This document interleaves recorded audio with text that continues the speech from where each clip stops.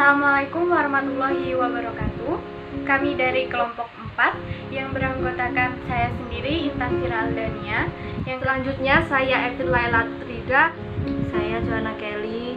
Kami akan mempresentasikan tentang proses kewirausahaan. Yang pertama, saya akan menjelaskan tentang faktor-faktor pemicu kewirausahaan. Proses kewirausahaan atau tindakan kewirausahaan merupakan fungsi dari perilaku kewirausahaan dipengaruhi oleh faktor eksternal dan internal. Proses kewirausahaan diawali dengan adanya inovasi. Inovasi merupakan kegiatan kreatif untuk menciptakan suatu konsep yang baru, untuk keperluan baru, untuk dijadikan dan diimplementasikan menjadi bisnis yang sukses. Inovasi adalah suatu fungsi khusus dari kewirausahaan, kegiatan yang membawa sumber daya dengan kapasitas baru untuk menciptakan kesejahteraan. Pada tahap perintisan kewirausahaan, maka pertumbuhan kewirausahaan sangat tergantung pada kemampuan pribadi, organisasi, dan lingkungan. Faktor yang berasal dari pribadi ialah komitmen, visi, kepemimpinan, dan kemampuan manajerial. Faktor yang berasal dari organisasi yaitu kelompok, struktur, budaya, dan strategi. Faktor lingkungan antara lain pesaing, pelanggan, dan lembaga-lembaga keuangan yang akan membantu dana. Proses kewirausahaan ini meliputi hal-hal yang lebih dari sekedar melaksanakan kegiatan pemecahan masalah dalam sebuah posisi manajemen. Proses aktual ini sendiri memiliki 4 fase khusus. Yang pertama, identifikasi dan evaluasi peluang yang ada, yang berartikan elemen-elemen yang paling kritikal dari proses kewirausahaan. Kemudian ada juga pemanfaatan untuk para konsumen, serikat dagang, para anggota, sistem distribusi, dan orang-orang yang berkecimpung dalam bidang teknik. Yang kedua, kembangkan rencana bisnis. Mempersiapkan rencana bisnis adalah penting untuk memahami persoalan-persoalan inti yang terlibat di dalamnya. Yang ketiga, sumber-sumber daya yang diperlukan. Yang diperlukan untuk mewujudkan peluang yang ada, perlu diketahui proses tersebut diawali dengan tindakan penilaian sumber-sumber daya usaha yang dimiliki. Tetapi pula kebutuhan serta keinginan pemahaman kebutuhan para pensuplai sumber-sumber daya tersebut, seorang wirausaha dapat menstruktur sebuah persetujuan yang memungkinkannya mendapatkan sumber-sumber daya tersebut dengan biaya serendah mungkin. Dan yang terakhir, laksanakan manajemen usaha tersebut. Setelah sumber-sumber daya dicari, maka sang wirausaha perlu mengaktifkannya melalui implementasi rencana bisnisnya. Terima kasih. Selanjutnya akan dijelaskan oleh rekan saya.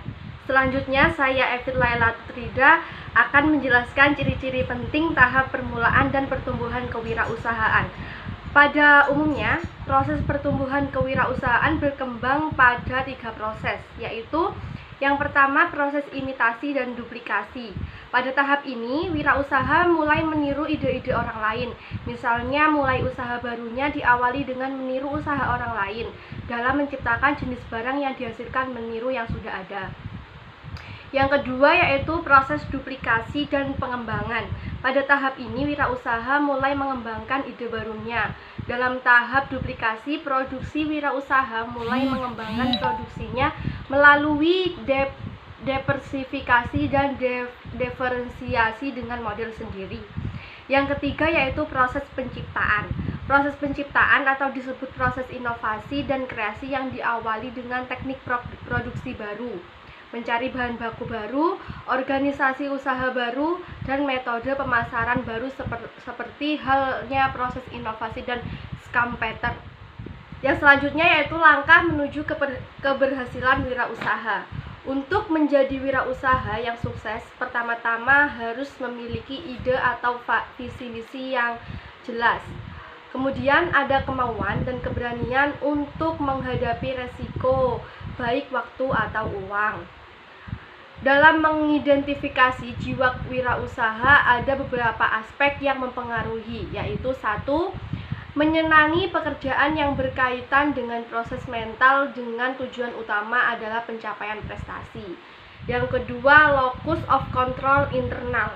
Individu yang memiliki locus of control internal adalah individu yang memiliki inisiatif yang tinggi, suka bekerja, berusaha mengatasi masalah dengan mencari akar penyebabnya. Yang ketiga yaitu kemampuan inovasi dan kreativitas. Kreativitas lebih mengacu pada idea origination, sedangkan inovasi lebih kepada idea implementation. Sebagai inovator, seorang wirausaha tidak harus memakai ide sendiri, tetapi dengan kepekaan yang tinggi dan kemampuan analisis yang baik yang mampu menggabungkan dan memakai ide yang telah menjadi sesuatu yang bermanfaat. Yang keempat yaitu cenderung berpikir panjang, memiliki potensi melakukan visi yang jauh ke depan. Wirausaha harus bersifat inklusif. Dan yang kelima yaitu kemandirian. Wirausaha adalah seorang yang merdeka lahir batin, lebih suka bekerja atas kemampuan sendiri. Saya Joanna Kelly. Di sini saya akan menjelaskan tentang faktor penyebab dan kegagalan wirausaha. Faktor-faktor yang menyebabkan wirausaha gagal dalam menjalankan usaha barunya yakni yang pertama, tidak kompeten dalam manajerial. Tidak kompeten atau tidak memiliki kemampuan manajerial dan pengetahuan mengelola usaha merupakan faktor penyebab utama membuat perusahaan kurang berhasil. Yang kedua, kurang berpengalaman dalam kemampuan teknik, kemampuan memvisualisasikan usaha, kemampuan mengkoordinasikan, keterampilan mengelola sumber-sumber daya manusia maupun mengintegrasikan operasi perusahaan. Yang ketiga, kurang dapat mengendalikan keuangan, yaitu dengan memelihara aliran kas, mengatur pengeluaran dan penerimaan secara cermat. 4. Gagal dalam perencanaan. Perencanaan merupakan titik awal dari suatu kegiatan. Sekali gagal dalam perencanaan, maka akan mengalami kesulitan dalam pelaksanaan. 5. Lokasi yang kurang memadai. Lokasi usaha yang strategis merupakan faktor yang menentukan kemajuan usaha. 6. Kurang pengawasan peralatan. Pengawasan erat kaitannya dengan efisiensi dan efektivitas. 7. Sikap yang kurang sungguh-sungguh dalam berusaha. 8. Ketidakmampuan dalam melakukan peralihan. Transisi kewirausahaan. Wirausaha yang kurang siap menghadapi dalam melakukan perubahan, maka ia tidak akan menjadi wirausaha yang berhasil. Keuntungan dan kerugian berwirausaha. Keuntungan dalam berwirausaha yang pertama, imbalan berupa laba, bebas dari batasan gaji standar untuk pekerjaan distandarisasikan. Imbalan yang pantas bagi resiko dan inisiatif yang mereka ambil dalam mengoperasikan bisnis itu sendiri. 2. Imbalan berupa kebebasan, bebas dari pengawasan dan aturan birokrasi organisasi. Kebebasan untuk menjalankan secara bebas perusahaannya merupakan imbalan lain dari seorang wirausaha. Kenyataannya banyak wirausaha tidak mengutamakan fleksibilitas di satu sisi saja, akan tetapi wirausaha pada umumnya menghargai kebebasan yang ada dalam karir kewirausahaan. 3. Imbalan berupa kebebasan menjalani hidup, bebas menjalani rutinitas, kebosanan, dan pekerjaan yang tidak menantang. Adapun kerugian dalam berwirausaha, yang pertama, pengorbanan personal. Pada awalnya, wirausaha harus bekerja pada waktu yang lama dan sibuk. 2. Beban tanggung jawab.